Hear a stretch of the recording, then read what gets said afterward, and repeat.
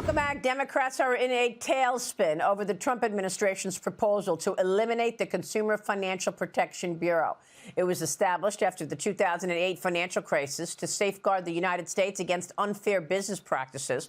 President Trump putting OMB Director Russ Vought in charge for now, who has since issued a stop work order as they work to overhaul the agency. Joining me now is Florida Congressman Byron Donalds. Congressman, it's great to see you this morning. Thank you so much for being here. Good morning, Maria. Good to be with you. That's where I want to start. You're set to introduce a bill this week to entirely eliminate this agency. Tell us why. Well, first of all, the CFPB has been an albatross of an agency. It's been unaccountable to Congress. It gets its funding directly from the Federal Reserve. Most people don't know that. It basically shows up with a letter asking the Federal Reserve for hundreds of millions of dollars just so it can operate. And it really is this leviathan of an agency that just goes from company to company without really any enforceability by law. They put out these letters, these memorandum to force corporate action when they don't even go through the Administrative Procedures Act and the Process Act. This is a thing created by Elizabeth Warren. They put it in Dodd-Frank during the Obama administration. It was passed on a party line vote. And before the CFPB, each federal agency dealt with consumer protections. The Democrats' idea was to put it into one agency that operates outside of Congress, really outside of even the purview of the executive branch. And so it's time for that agency to be shut down completely, brought to a close. So my bill would end the CFPB. So how much do these agencies cost taxpayers when they're actually doing more harm than good with all these rules and regulations, stopping companies from having progress? I assume there are other agencies in addition to CFPB that have the same situation where maybe there is room to merge these agencies into the Securities and Exchange Commission. Well, I will tell you that regulatory overhaul, and I mean from the federal government, is something that is long overdue. There are many agencies whose missions actually need to be reformed for what our current economy does today and for the future, not for what it's been in the past. But the reason in particular that the CFPB is especially problematic is because it really operates outside of the purview of even Congress. Sure, the administrator of the CFPB has to come in and testify before Congress, but we all know those hearings, a lot of times the director is basically trying to run out the clock when it comes to meaningful oversight. Under the Biden administration, Mr. Chopra barely answered congressional inquiries about what they were doing and why. But when they would put out publications, memos, letters, it would basically have the force of law on companies before they actually went through the full administrative process. You cannot have an agency operating like that, a rogue agency like this. So in my view, it's more than time for it to be shut down completely. And I'm glad that the president issued a stop work order on the CFPB because everything they've been doing needs to go under strict review. But, I mean, you could understand how some people are unnerved by Elon Musk. I mean, the White House advisor, Musk, is asking a majority of federal workers to outline 5 weekly accomplishments and send them back in an email by midnight tonight. Musk said on X, the reason this matters is that a significant number of people who are supposed to be working for the government are doing so little work that they're not even checking their email at all. In some cases, we believe non-existent people or the identities of dead people are being used to collect paychecks. In other words, there's outright fraud. Some agencies, however, like the FBI, the Pentagon, and the intelligence agencies, have told their employees to hold off on sending responses, Congressman. They're going to do it. Look, what I think is that Elon Musk is correct in this. You have to get an accounting of what people are actually doing week in, week out. That's how it operates in the private sector. You have to have strict responsibility to your higher ups about what you're actually doing, how you're performing. The fact that you have federal employees and Democrats who are pushing back saying this is outrageous is ridiculous. It is the absolute right thing to do. There has to be accountability when it comes to federal workers. And to a broader point, for the Democrats who were upset that President Trump essentially has a special envoy examining the federal bureaucracy, that's a good thing because the executive branch has had special envoys all the time. Nobody on the Democrat side of the aisle was upset when John Kerry Kerry was the special envoy, going to Europe and every other place in the point. country, trying to put together climate deals. They weren't upset about that, but now they're upset that Elon Musk is the special envoy to the United States about examining the waste and inefficiency in the federal government. It is long past due that this has occurred. The reason why Democrats are squealing is because now the target are their pet projects and their pet agencies that operate, frankly, regardless of politics in America, regardless of congressional intent. Yeah. All right. Well, we're going to be watching that one. Congressman, last week, President Trump endorsed you to become Florida's 2026 gubernatorial race. He called you a total winner on Truth Social, writing this: Byron Donalds would be truly great and powerful governor for Florida. And should he decide to run, will have my complete and total endorsement. Run, Byron, run. Wow, Congressman, what an endorsement from President Trump. Are you officially in this race?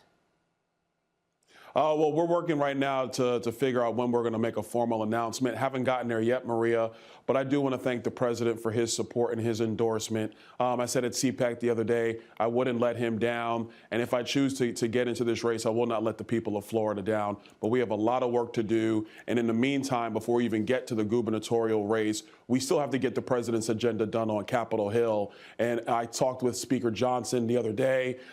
He has my full attention to make sure we get that done.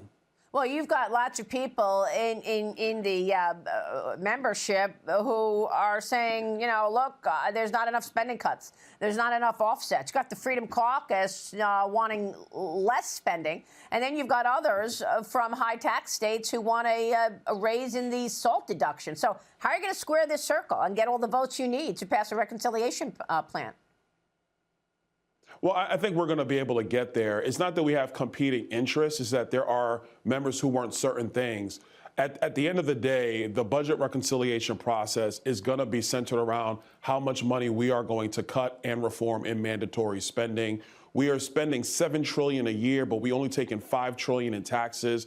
We have to get this under control. And the reason why this is critical is because if we don't do this right, the bond market is only going to charge us more for every treasury bond we put out in the future. And that will crowd out private investment. It will raise interest rates on working families and on small businesses going into the future, regardless of the action that the Federal Reserve takes on short-term rates. So it is critical that we get the fiscal house of the nation under control.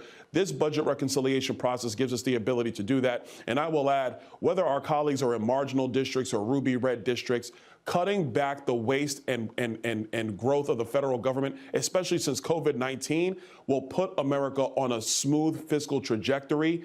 Every Republican and Democrat in our country, forget Capitol Hill, will see successes out of a trimmed down federal government. So I think the votes are there. We just got to put together the details, and we're going to do that work over the next couple of months. Well, it's pretty incredible to me that, you know, you've got the unity that we're seeing finally within the GOP. Are you expecting that you will have a bill on the president's desk before March 14th?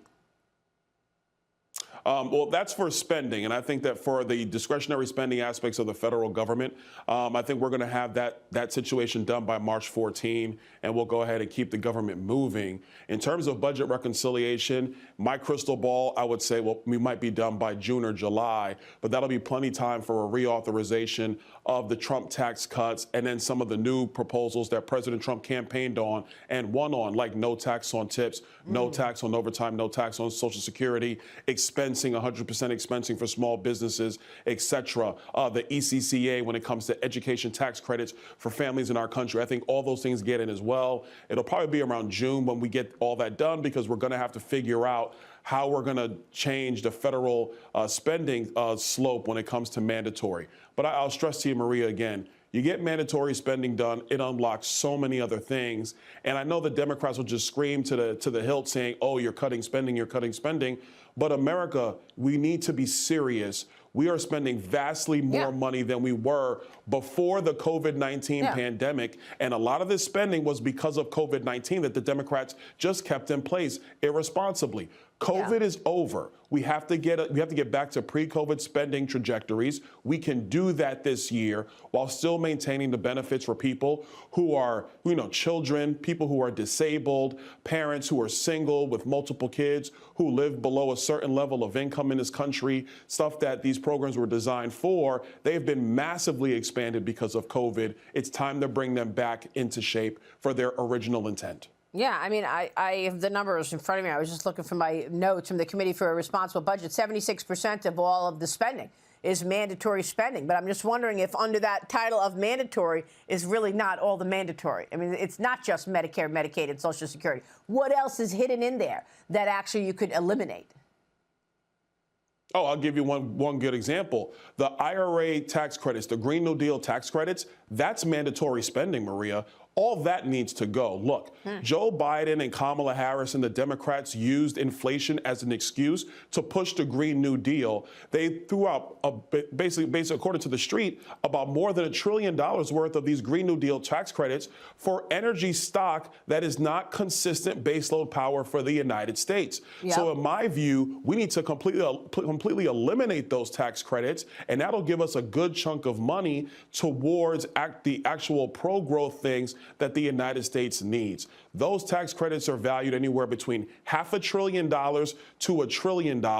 We should eliminate that. We should not be leveraging the fiscal health of this country based upon tax credits for venture funds and private equity funds chasing the Green New Deal scam. That is financially outrageous. That is mandatory spending. We could reform it. Before you go, Congressman, let me take you back to your home state and what you can identify in Florida that you think you could really make a difference in as governor.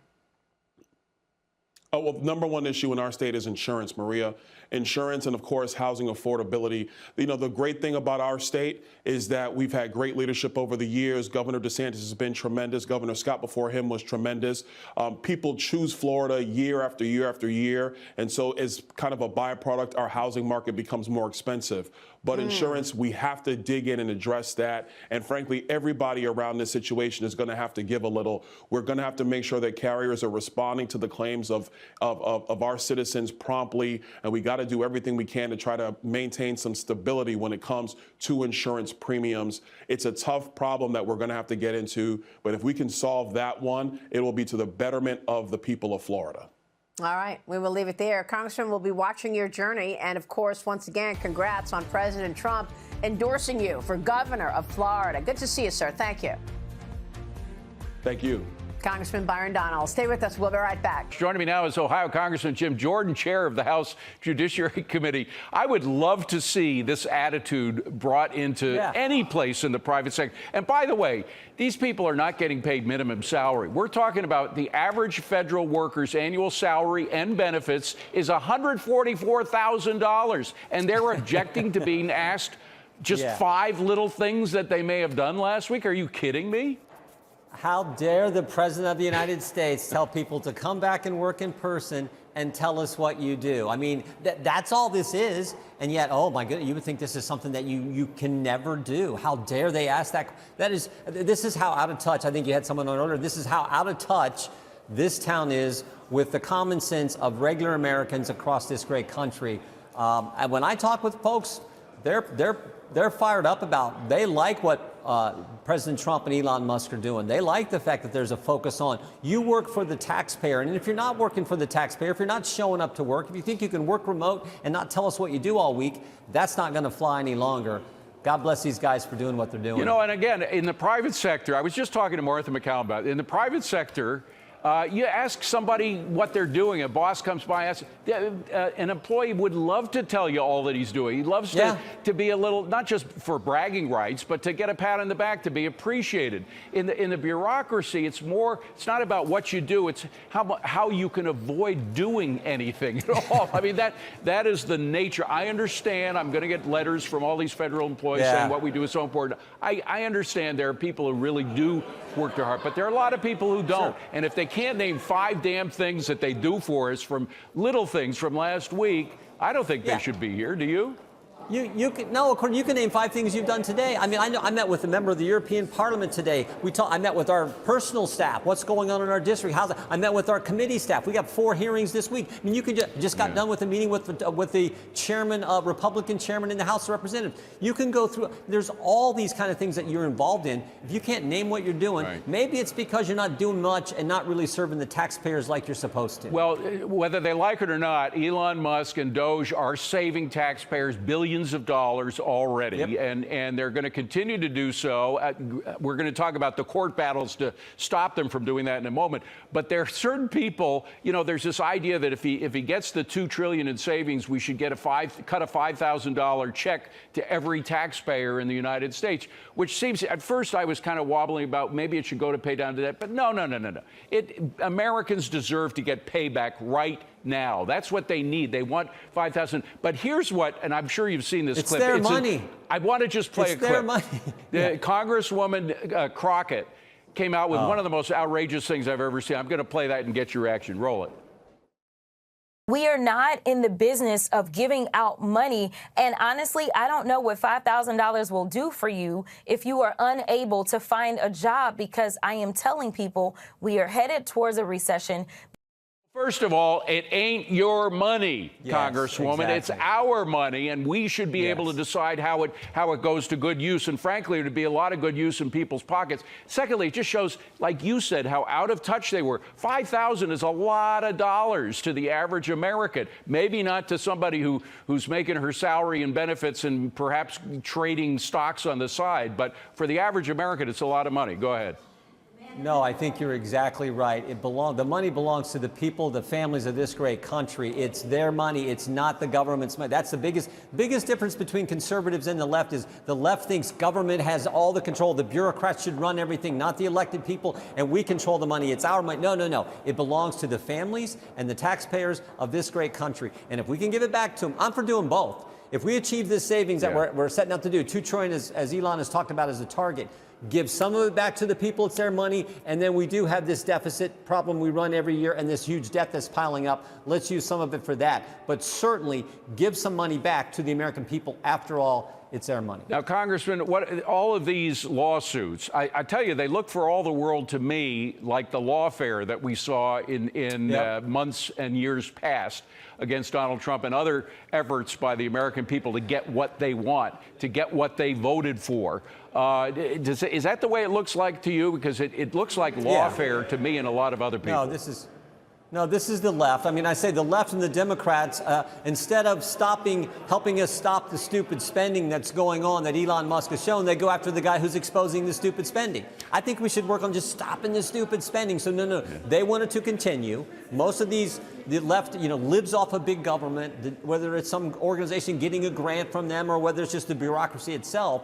So they're going to oppose this. I say applaud the guy who's exposing the stupid spending. They say, the left says, no, we're going to attack the guy exposing all the crazy things their monies are going to. That's the problem. But we have to stand strong and help make sure this happens. What he's identified, we have to make sure that no longer happens as we move forward in the appropriations process. One of the arguments, and we hear it echoed in the media echo chamber by a lot of media elites, is that Elon Musk has not been, first of all, he doesn't have to be confirmed, but he's an outsider, and outsiders shouldn't be allowed to do the work that he's doing, gain access to the files, to the money trails, et cetera. The last president was essentially run by senior advisors who were never confirmed and never voted on. Yeah. So, I mean, first of all, it's terribly hypocritical to suggest that, but I don't think that's going to hold any water with the Supreme Court. Do you?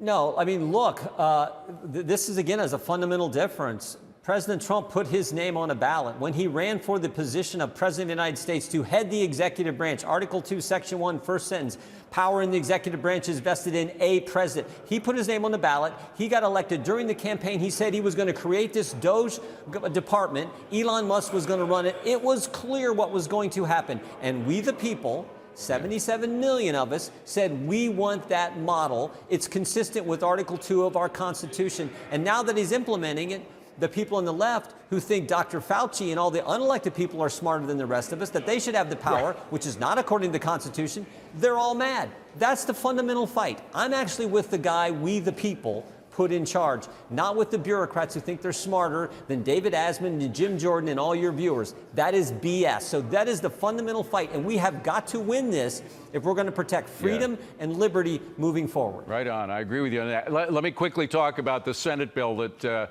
they're coming on their own with, and frankly, that you guys in the House are doing what the president wants. One big beautiful bill. Putting that together, which includes the tax extensions. And again, if they are not extended before the December 31st of this year, we will have one of the biggest tax increases in history, which means you guys will lose control of the House, the senators will lose control of the Senate, and the president will be a lame duck for his last 2 years. So you don't want that to happen. Senator Johnson came out with an idea, because their bill, the Senate bill, is all about spending. It's not about tax decreases. It's not about keeping taxes low. It's about spending more money. Here's what Senator Johnson said about what the Senate should be doing. Listen. I'd be happy to just extend the current tax code to make sure we take a massive automatic tax increase off the table, and then start working on what is far more complex, no tax on tips, those types of things. That's just a far more complex package to put together.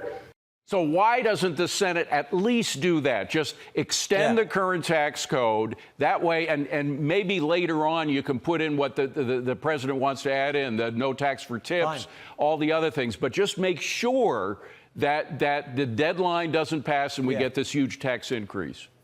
No, look, I'm for one bill, two bills, three bills, whatever. I'm for what Senator Johnson is a smart guy, good friend, and I think an outstanding senator.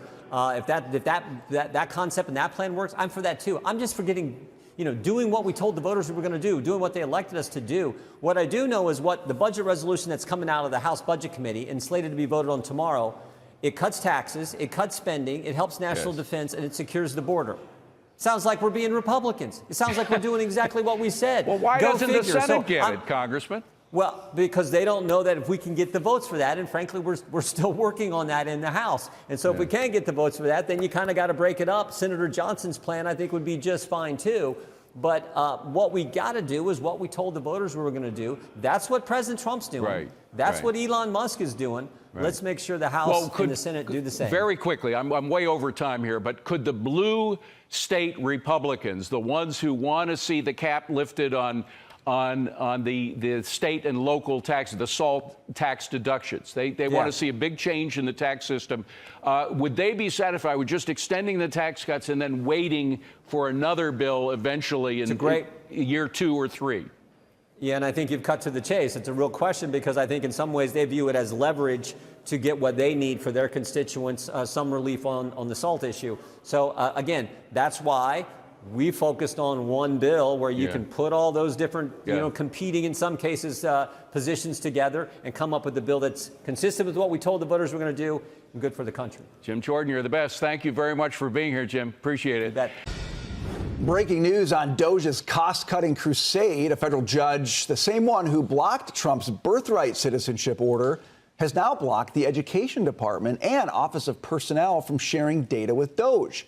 But other courts have ruled differently, setting up a legal showdown. Meanwhile, what would you say you do here? What would you say you do here? It sounds like a simple question, but Elon Musk's mass email to federal workers demanding they list 5 accomplishments by tonight has Washington in full meltdown mode. Fox Business's Hillary Vaughn is live on Capitol Hill with the latest. Hillary.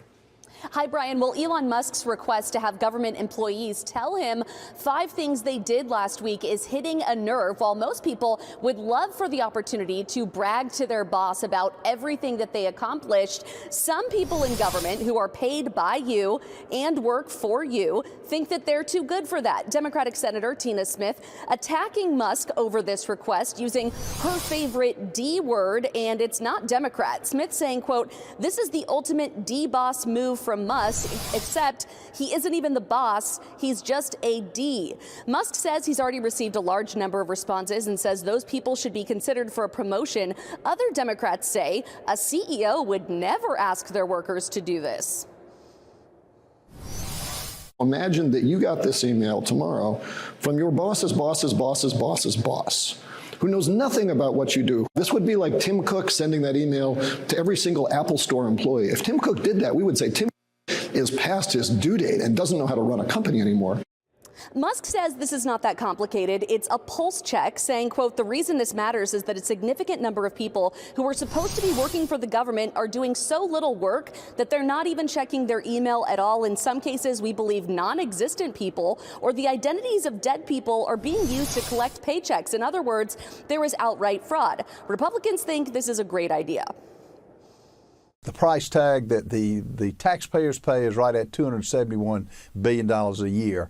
Is it too much to ask for them to verify why they're making an average salary of $106,000 a year? I guess the arrogance of the workers who says that's a heavy lift is what's wrong with that's what the Americans are sick and tired of. It's not their money. We're the ones who are paying the bills.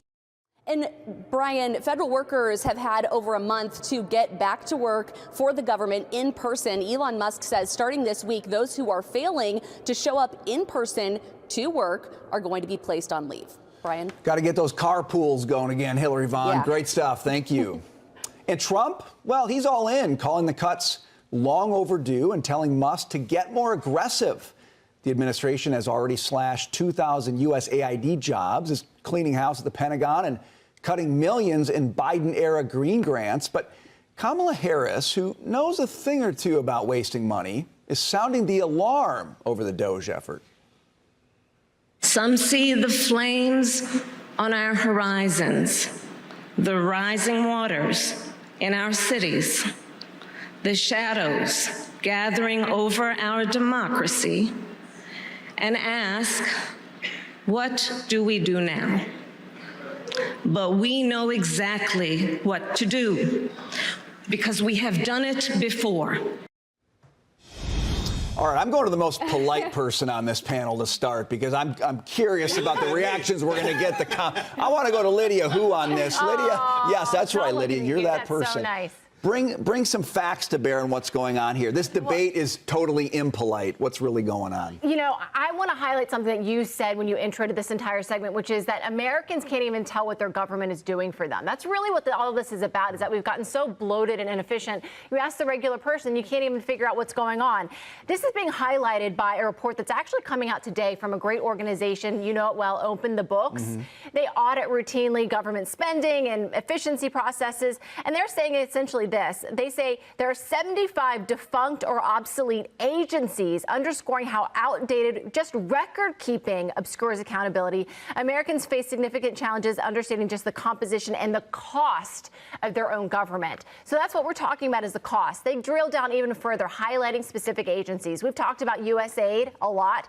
Headcount grew 218% since the year 2000, but Charles, spending soared 467,000. Health and Human Services, another example for you. The Office of Refugee Resettlement spent $22.6 billion on migrant aid since 2020, including on, get this, home loans, business grants, credit repair. I could go on and on, but it just shows you the disproportionate pace of spending and where we're spending those monies. And who's getting that money, right? Right. It's just, I mean, I'm so sick of the Kamala Harris show. I thought it was over.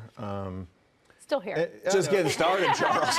Just got an agent. It's all about doom and gloom and fear mongering. There's never a solution. Something is always alluded to. We've done it before. What the hell did we do before? I don't understand. What do you mean? We're going down the wrong path. The nation has seen it. It's happened. And by the way, it's happening around the world, right? Where governments have gotten too large, too bureaucratic, and they've overshadowed the people that they're supposed to serve. This government has overshadowed the people it's supposed to serve. It comes first. Think about any debate over funding in government, and you bring up taxes. The conversation always feels like we go to work for government. Like, oh, well, if we get a break on our taxes, that hurts the government. Well, you know, like we owe government instead of vice versa. When did this thing flip? And how do we get it back into some form of sanity? And by the way, yeah, fill it out. 5 things that you did. Can you do 2? How about 1? They should say, if you can't do any of that, at least give me a blood print so I know you're at your desk. Something, because these are empty seats. These buildings are empty. They're like these. You remember when they found all those clay soldiers that the first premiere of China, right? Yeah. The terracotta warriors. Right. That's it. It's like those terracotta warriors. They're just dead. They're down, and there's armies of them, but they're not doing anything. Well, what's so funny to me is, and the soundbite that Hillary played highlighted that, is the arrogance that these people somehow think that being required to respond to an email with what they're doing is somehow repulsive to them. How dare anyone ask what I have been doing? Yeah. That doesn't work that way in the private sector. No. My husband jokes with me. He's like, what do you do every day? I'm like, it's pretty obvious to my bosses what I do. If I don't show up, they know it. Right? Like, you show up, you tell them what you do, or you get fired and you go home. But there's no arrogance in the private sector the way that the bloated public government has become this way, where somehow with, a lot of people who were against this were saying, well, all of this is illegal because a lot of these workers are in the union, or there's private data in the FBI that they can't share. We're not asking you to share secret information of who you came up with in the FBI or the NSA, right? We're asking you simply to, if you have shown up and what you've been doing. Well, he said if Tim Cook did this for Apple, you'd say, well, he's past his prime. Well, he doesn't have to do it because he runs a competitive company that has other people trying to take his market share. And if their company, were to waste $36 trillion in debt, they might not be able to compete so well. So there's a little difference between Apple and the government. Starbucks is dead today, right? Don't steal my market check, Charles Payne. I'm sorry. I'm just going to make a reference. No, give us a good tease on this. No, they're streamlining to become more efficient. Yes. Okay. Yeah. They're doging themselves. Yeah. To all the politicians, we don't work for you. You work for us. We pay you. So pipe down. But I think one of the reasons that Elon Musk would send this out, like, please tell me what you do, is because it elicits this kind of response from those left-wing liberal nuts, not going to curse, who are dug in on their control of government. And so, one, it is just to trigger them and to get them to make themselves look like greater fools. But it also is the Musk method. And Mark Andreessen has talked about this. When he goes into any company that he runs, that he founded, when he bought Twitter, and he goes into Twitter, these are the questions he actually asked management. Right. What did you do this week? Right. And I was talking to someone who's a technologist in one of the technology companies where he used to work. Every Friday, every employee at this tech company was required to send an email to everyone else in the company naming the 3 things they had accomplished that week. And everyone in the company received it. And one, it was to allow you to praise what other people had done, but it was also to allow you to make sure everybody was on the same page and headed in the same direction and exerting energy on appropriate tasks. So to someone who works in politics and in government, yeah, it is shocking to them. Actually, something that is productive and businesslike.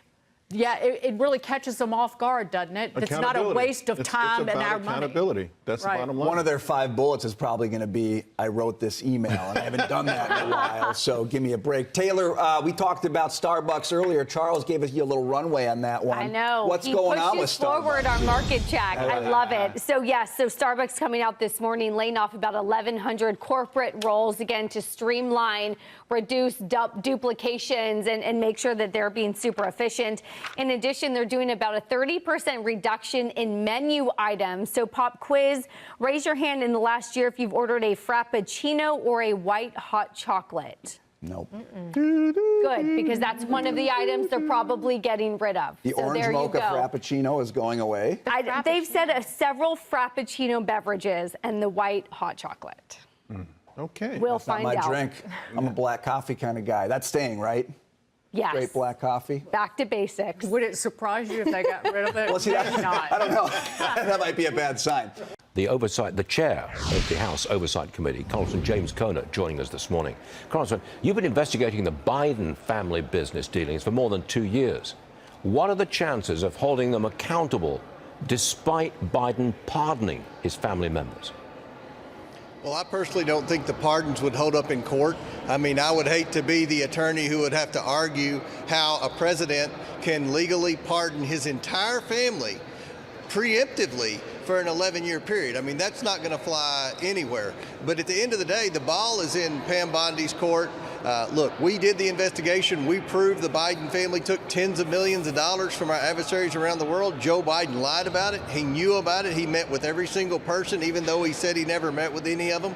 And then we know, according to the IRS whistleblowers, the Biden family never paid a penny of taxes on that $35 million. So I think there's a pretty strong case for the Trump Department of Justice if they choose to go there. Do you know whether or not President Trump is on board with pursuing the Biden family?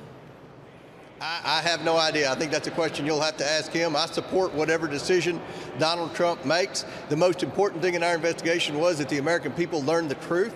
They realized that the mainstream media was being dishonest when they were attacking our investigation and defending the Bidens. When Joe Biden pardoned his entire family, that was an admission of guilt, and it's an admission of a crime that I think is the biggest political scandal in our nation's history.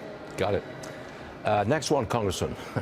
We've had this on just a few moments ago. You know what's coming. The Oversight hearing yesterday turned fiery after you threatened to remove forcibly your Democrat colleague, Maxwell Frost. Let's recap. Watch this again. You're willing to request unanimous consent to withdraw the disparaging the comments about President Trump. I can say that Trump is grifting. What I will withdraw is calling him grifter-in-chief. It's despicable that this committee is going to silence me for bringing the up gentleman's Trump's words have been taken down. He is not permitted to speak for the rest of the hearing. Making millions of dollars. Mr. Ranking Member, I'm going to have the Sergeant at Arms remove him if he doesn't refrain. Well, Congressman, you didn't like him calling the president a grifter-in-chief, apparently. Well, he mouthed a lot. It wasn't just about Trump. It was about Musk. But at the end of the day, it wasn't his time to speak. He was out of order. And I kept gaveling him out of order, and he kept talking. So, look, we're not going to put up with that. We had a committee hearing about waste, fraud, and abuse, and all he wanted to talk about was Trump and Elon Musk. And it wasn't his turn. He knew what the rules were. Ranking Member Jerry Connolly knew what the rules were, too, and that's why he sat there pretty quiet. I'm not going to tolerate that in the committee, and, my message to Frost was don't let the door hit you in the butt on the way out, because we're trying to get serious about working with Elon Musk and DOGE to eliminate waste, fraud, and abuse. Yes, you are. Congressman Comer, thanks very much for joining us this morning. Always appreciate it. Come again and see us soon. Thank you. Thank you. To discuss what the Department of Agriculture is doing to combat the avian flu, that would be the H5N1 flu, let's bring in new Secretary of Agriculture, Brooke Rollins. Secretary, it's so great of you to be here. Coming from where you come from and where I come from, this is front and center for families, working families who raise chickens and lay in hens. My question first is, will vaccinations of egg-laying hens against the H5N1 become part of the standard practice to fight this virus? Well, first of all, Dagan, what a joy to be on with you. It's been a little while, but there is no question this is one of the top issues facing our country right now. I think what's really important for all of the friends out there who are watching this show to understand that, listen, this didn't happen overnight. Right. We didn't go from an average of $2 a dozen eggs to $3 a dozen eggs and up, really until the last administration. And then you had a 37-month, month-over-month, the highest price for a dozen eggs in 40 years, all happened under the Biden administration. Yep. So, to your point, listen, the avian flu has been devastating to the egg laying, to the poultry industry. And we at USDA are tomorrow going to be rolling out a plan that addresses the avian flu directly. But I do think it's really important for everyone to understand that this problem did not just happen overnight. Right. And it will take us a little while to get our arms around it. Vaccinations will continue to be looked at. and reviewed. Only a handful of countries around the world actually use vaccinations for their egg-laying hens, for their chickens. And so we want to make sure that ultimately for our families, for the safety of our food supply, food security is national security. All of these questions are extremely important. I'll be talking a little bit more about that tomorrow. Secretary, just really quickly, you mentioned the problem didn't happen overnight, and it's just obvious that the past 37 months, I mean, the Biden administration did almost nothing to try to get on top of this. But you know, what's kind of your sense of time? I'm a big egg eater. Our family just if we can find eggs, we eat them. Okay. Are we? You know, is this something that over the course of a year gets resolved faster than that? What's kind of your best estimate on it? Well, and to your point, I've got 4 teenagers at home, right. So I certainly understand this in my pocketbook as well. This should be over the course of the coming months.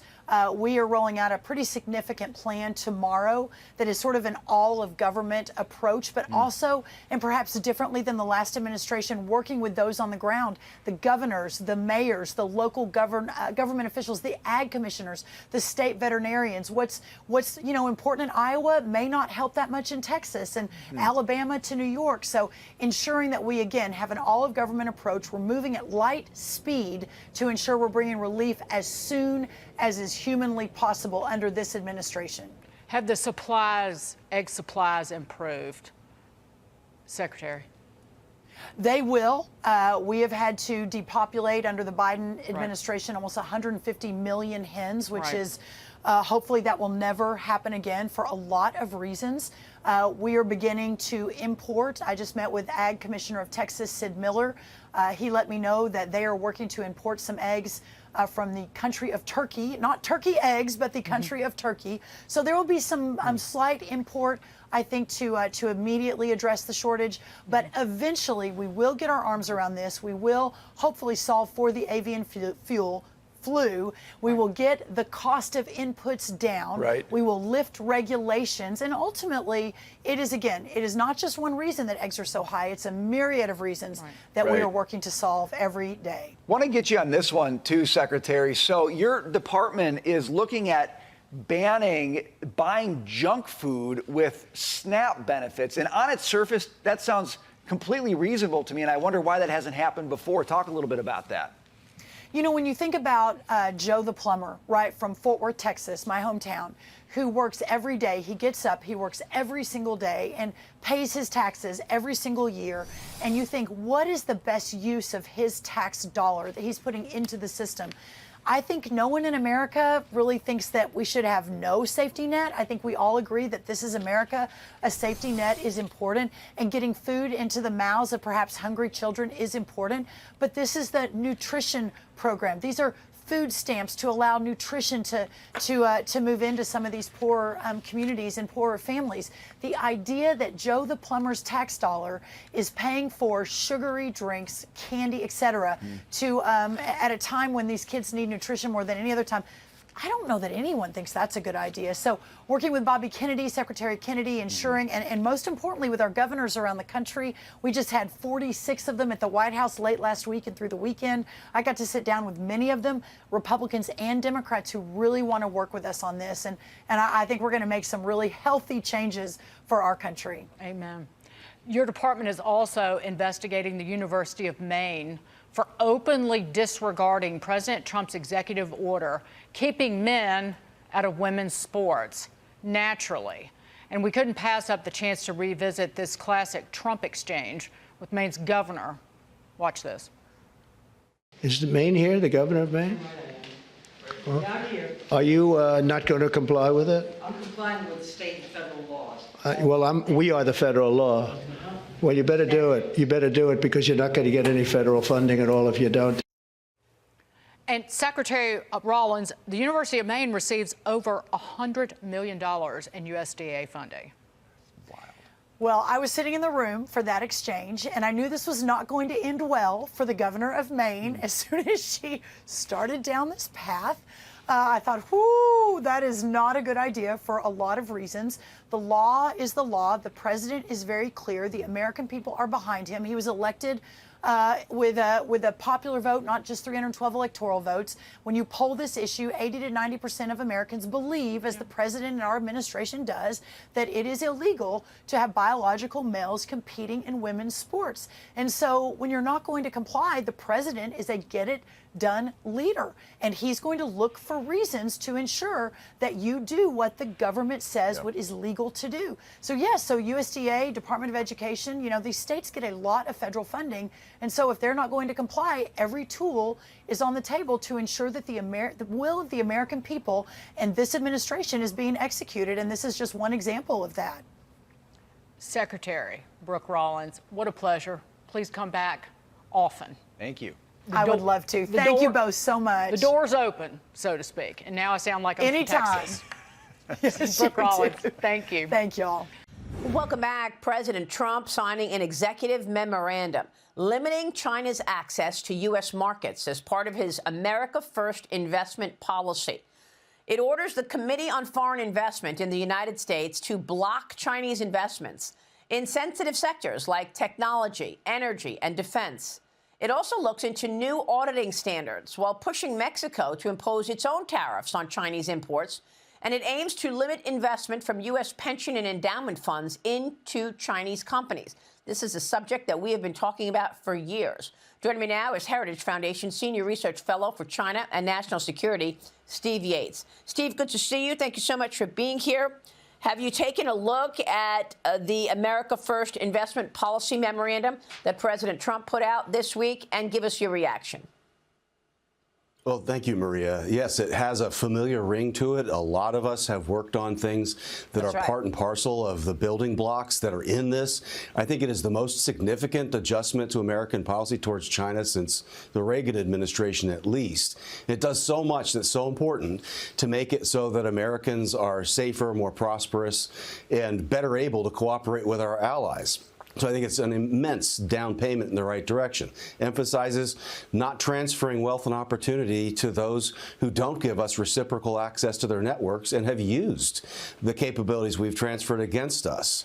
Emphasizes the need to improve our cooperation with allies. We're not doing this alone, but we're going to do it with responsible partners. And if China chooses not to be responsible, then they're on the outside looking in on what we're doing. And I just think that it's so important that they look at the civil-military fusion of what China has in its political and economic model, and how we're going to protect innocent Americans at home, our infrastructure, and other key institutions against those influences. So a massive positive down payment. I mean, the memorandum writes this: the PRC is also increasingly exploiting the United States capital markets to develop and modernize military intelligence and other security apparatuses, which pose significant risk to the United States homeland and armed forces of the United States around the world. The bottom line is, does this memorandum get the A shares out, the blacklisted companies, the sovereign bonds? Does it get all of these things out of U.S. capital markets? It's just a memorandum, after all. You're right about it just being a memorandum. Right. It definitely pushes in the right direction. I have every reason to believe the incoming Treasury team is on board with this. Some of them have actually worked on the ideas that I see and hear in this.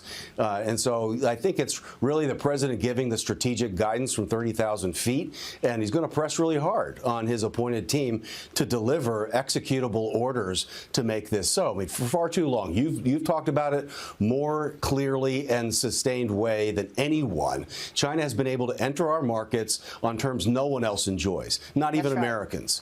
And so that has absolutely positively has to stop. And they've had access to our critical infrastructure by way of investment and other tools that no other adversarial power has. And so this is definitely the beginning, but not the end of that change. Yeah, and of course, we just did a whole special on it on Fox Nation, Underwriting the Enemy, where we go through how America has been underwriting our #1 adversary, Communist China, for years. And so this certainly feels like it speaks to just that issue. But the U.S. Trade Representative's office is even going one step further, proposing new fees on Chinese ships entering U.S. ports. Under the plan, Chinese-owned vessels could pay up to $1 million per entry. And operators using Chinese-built ships could pay up to $1.5 million. The USTR says China's state subsidies have crushed competition, taking the shipbuilding share from 5% to more than 50% in the last 2 decades, Steve. Walk us through what's going on in terms of the ships, Chinese ships.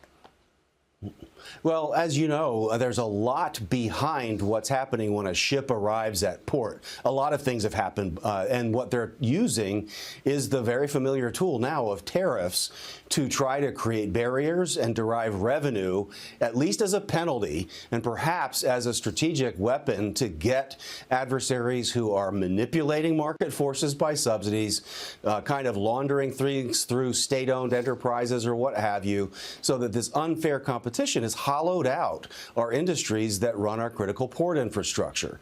And so this is, again, the first time in at least a generation where an American leader has taken seriously the need for us to rebalance our capabilities and to recognize that our adversaries are not playing fair. So we're going to have to use these tools to bring some reciprocity and fairness back, but also get some revenue to invest in better tools for ourselves and our allies. Yeah, I mean, it's certainly impressive to see that President Trump comes up with this America First investment policy and goes right to the heart of the issue. The fact that American investors have been funding the expansion of our #1 enemy. Yeah, it's fundamental. I mean, we have to have American renewal. It makes all of our options better for dealing with China, safer, stronger, all of that. But you have to stop transferring wealth, technology, and opportunity to those who are ready, willing, and able to use it against you. It's really, really basic, and yet it's escaped too many allegedly smart people for too long. Yeah, correct. A bipartisan group of lawmakers, meanwhile, introducing legislation to crack down on China's trade practices as well. You've got Senators Todd Young and Tina Smith saying that the bill would stop Chinese-supported companies from moving production to other countries in order to avoid U.S. tariffs. It also gives the Commerce Department new tools to combat China's Belt and Road Initiative. Steve, your reaction here? Well, this is an example of an agency of government getting help from the legislative body to implement some of the things President Trump has labeled as strategic objectives. So we have USTR writing some of the nuts and bolts, and they're appropriating an oversight counterparts in the legislature, trying to put things into actually U.S. code. And so this is, I think, a very positive move to try to put into practice, so it's not just words, one of the tool sets we needed to deal with what we know happens. That you do something directly with China, you squeeze the balloon, and it goes to Canada, Mexico, Southeast Asia, other places, and tries to end up with a subsidized or unfair product coming into the American market. So it's a step in the right direction. It's great that the legislative body is taking up some of the work. All right. We'll be watching your work, Steve. Great to have you this morning. Thanks so much. Welcome back. White House advisor Elon Musk is asking a majority of federal workers to outline 5 weekly accomplishments and send them back in an email by midnight tonight. Musk claims on X this is a way to find out which employees are checking their emails, while alleging that in some cases non-existent people or the identities of dead people are being used to collect paychecks. Several agencies, including the FBI, the Pentagon, and the intelligence agencies, have told their employees to hold off on sending responses. It comes as President Trump fires the Joint Chiefs of Staff, Air Force General C.Q. Brown, over the weekend. Trump nominating retired Lieutenant General Dan Kane to take his place. The Pentagon also reportedly beginning a purge of civilian employees this week. 5,400 jobs could be at stake, with more cuts coming. Joining me now is North Carolina Congressman Greg Murphy. Congressman, it's great to see you this morning. Thank you so much for being here. Good morning, Maria. I want to get your take on all of this. And, you know, you have to understand why, some agencies are saying, hold on, why is Elon Musk telling my employees to send in what they're doing? I'll do it myself, like a Kash Patel. I mean, can't Kash Patel handle that? Yeah, I think those guys are reasonable. But look, Maria, Elon Musk was brought in as a new CEO, if you will, for a failing company. United States being kind of a failing government with all the fraud that he's finding out. And what happens with a new CEO? They restructure. They get rid of people who are not doing their job. And this is what's happening. Is things pushing a little too far? Maybe with the FBI and some of the other agencies. I think their chiefs are going to say that. but it's okay. You know, look, we lived through Washington in 4 years, and I looked down at the parking lot at CMS, and it was empty for 4 years. Last week, there were a bunch of protesters in there, and that was the most people I'd seen in that parking lot during the entire Biden administration. So, you know, the purpose of what he's doing is the right thing to do for restructuring. Some people are going to push back, and some of that's okay. I think we're going to get to a really good place when all the dust is settled. And you say that the nonprofit status of the NCAA should be looked at if it will not comply with federal orders to protect women's sports and allow loopholes to include trans athletes. Just last week, there was a very public spat between President Trump and the governor of Maine, Janet Mills. She was at the Governors Association meeting. Trump called out the governor for her directive, which defied federal orders. Watch this. But I understand Maine. Is Maine here, the governor of Maine?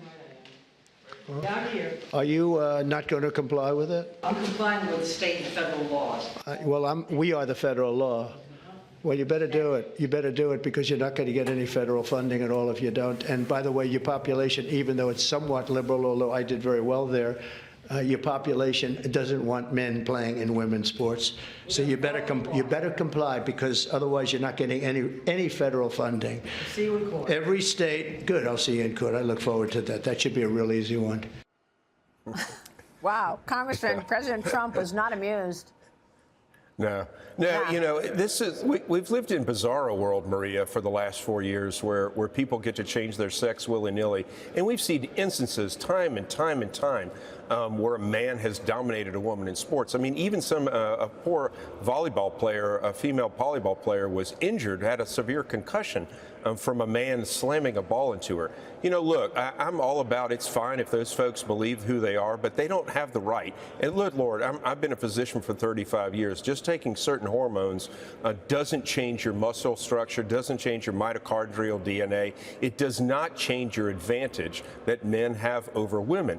And for the NCAA now soft tracking it and backtracking it and saying that there's a thing called intersex, which there is, which is an extremely rare disorder, chemical, hormonal, DNA disorder, is using it as a false card is absolutely true.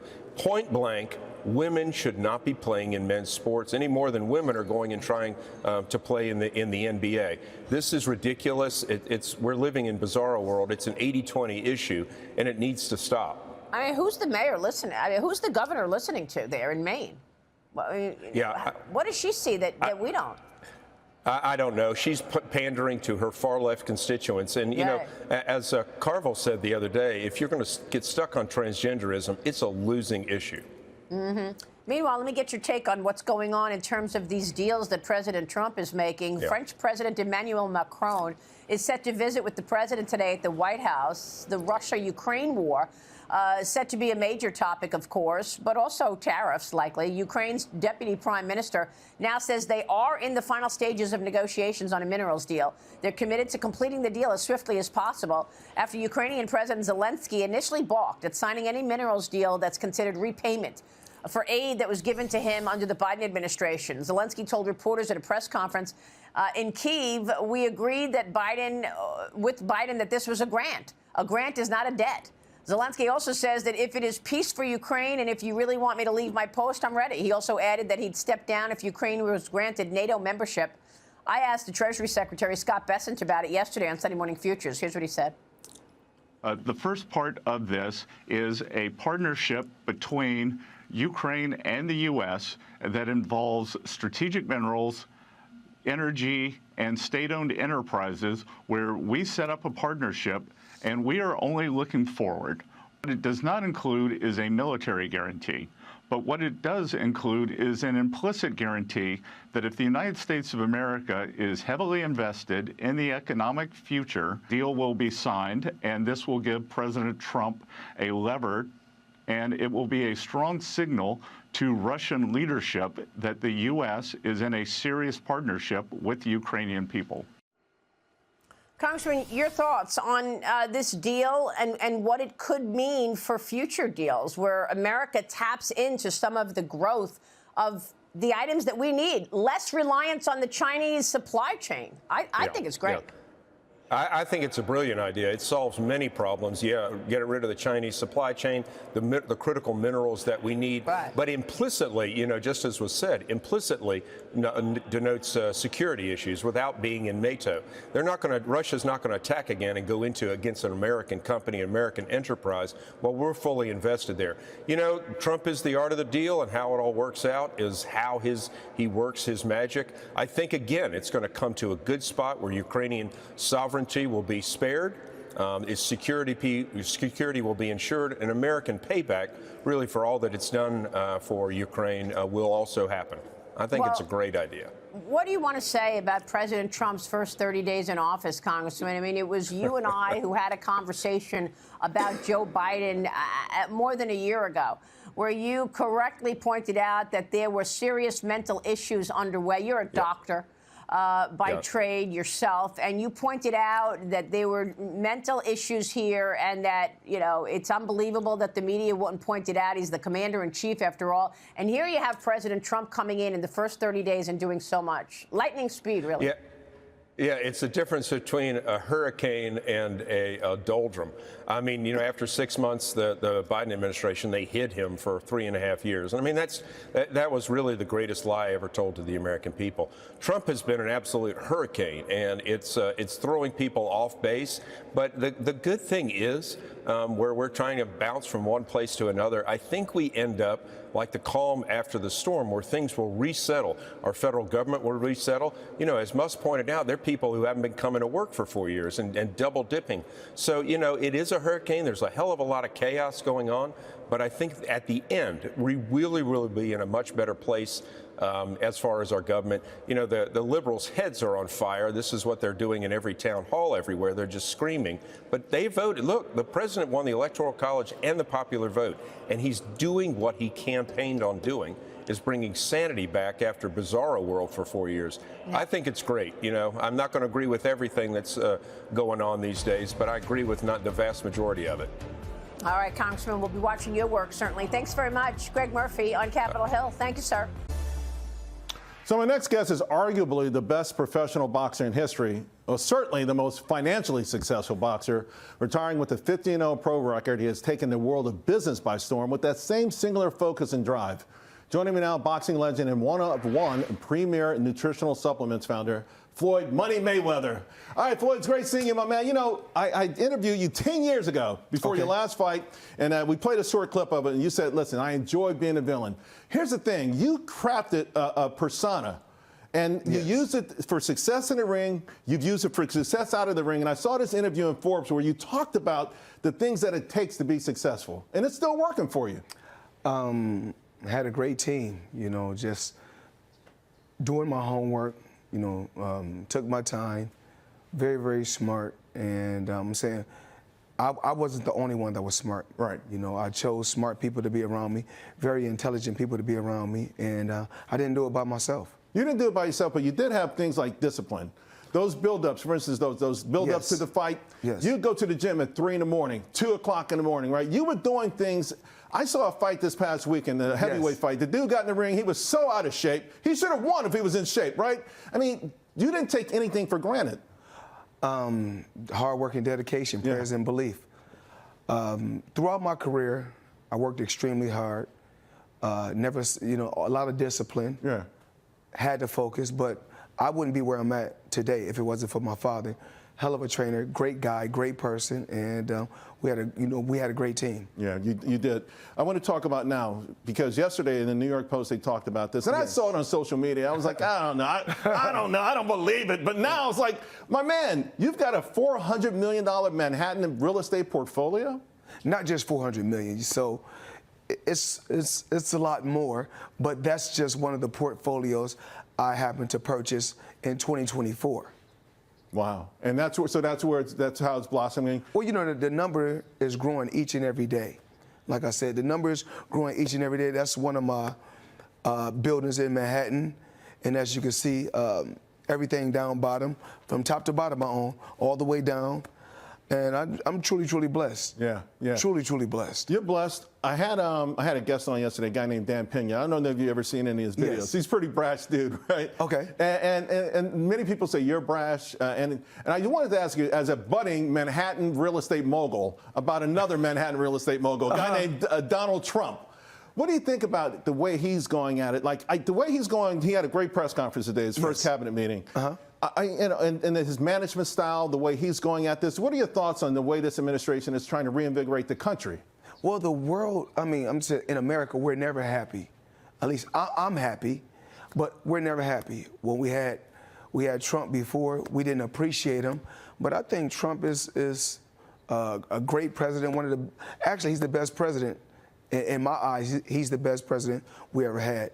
Great businessman, and that's what it's about. Yeah, and the way the day's cabinet thing, you probably went around here, it was really phenomenal. To the point you talked about team, putting together a great team, put together a fantastic cabinet. Trump has done an amazing job, and a lot of people around America are upset. But no matter who goes in the White House, we're always upset. Right, right. And I think Trump is the man for the job. He's the best president in my eyes. I also been reading a lot about your philanthropic stuff, right? The fires in California, you went out to Hawaii, you've been spending a lot of time in Israel. What's driving you to do all of that? It's all about giving back, you know. Over in Hawaii, if I'm not mistaken, they had a fire in Hawaii, and of course we just had a fire over in LA.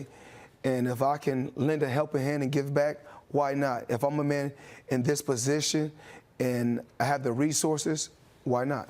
All right, let's talk about how you're going to get some more resources. So I've been working out. I don't know if you saw. I don't know if you saw the clip from 10 years ago, but I look a little better, and I'm 10 years older. Okay. I'm not taking so I've been trying to take this creatine. I'm not doing it regularly. It's because I work out late, 10, 11 o'clock at night. Okay. You've got these nutritional supplements, and I'm like, help me out. One of one. One of one. Talk to us about my it. supplements. So one of one. We've done our research over the years. So many years, people have been asking me about, am I coming out with a supplement line? It took time.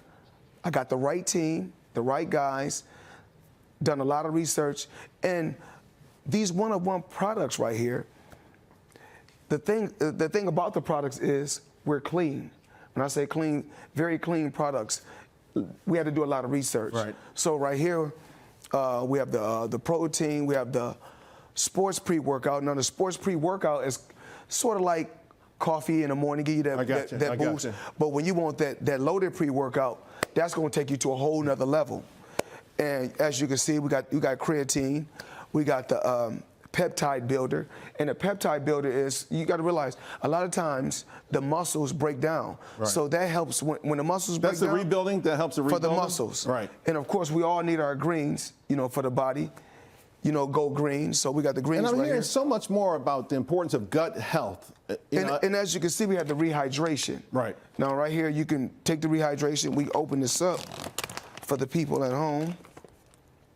And open this up. Little package right here. Let me check it out. You take this package, put it right in here. Right in the water and just shake it up. Shake it up. And so this is what I'm going to do. Rehydrate. I'm going to start using the creatine after I work out. But the loaded pre-workout, I'm going to knock that out before the show. Make sure we didn't forget nothing. You're going to leave all that here for me. All right, so let me ask you this. Let me switch gears for a moment. You left the game at 50-0. Yes. I met Mikey Garcia last year in Nashville. Yes. We had a great conversation. Okay. He moved up 4 times in weight. He knew he couldn't take it. He quit that day he lost his fight, right? You're still involved in the sport.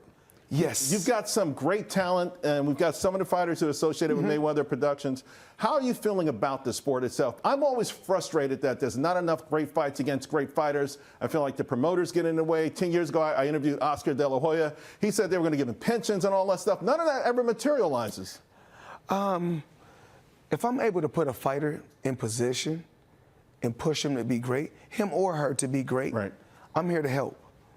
But also, what's very, very important is for the fighters that's out there, whether it's MMA or boxing. When your career is over, you got to make smart decisions right now. I didn't have a Floyd Mayweather to coach me and to walk me through certain things on the outside. So I had to learn on my own. But a close friend of mine, Jonah Rexnitz, great guy, great person, helped me a lot. Helped me a lot. And then we got James McNair, another team player, along with Ricky Brazil. We have a great team. And also, you know, what we don't talk about is these young fighters investing in real estate. So I think a lot of these fighters, you make money. You can't make money and spend money. You got to make money and invest money. And so that's what I did. And we have a great list of you got a great list, great list of young fighters. And there's some other young fighters out there too. And you've been involved in one way or another. You know, you go to the Shakuras of the world, whatever. I see you out there. You're helping everyone. Of course. You've been a trailblazer, my man. I'm really glad you came on the show.